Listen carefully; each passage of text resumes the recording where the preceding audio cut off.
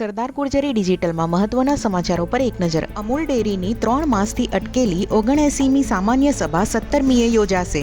છોટાઉદેપુરના સિંગલદા ગામમાં કપાસની આડમાં કરાયેલું ગાંજાનું વાવેતર ઝડપાયું. ખેતર માલિકની અટકાયત. અમદાવાદના કાલુપુર સ્ટેશને રિક્ષા ચાલકો અને આરપીએફ વચ્ચે ઉગ્ર મારામારી.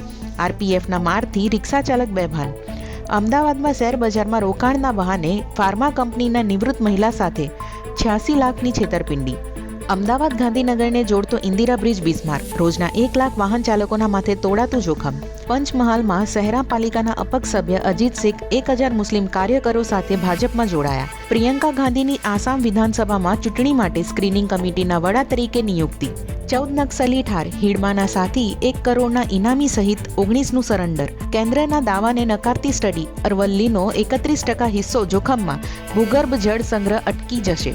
બાંગ્લાદેશમાં હિન્દુ વેપારીની હત્યાના કેસમાં 3 આરોપીઓની ધરપકડ.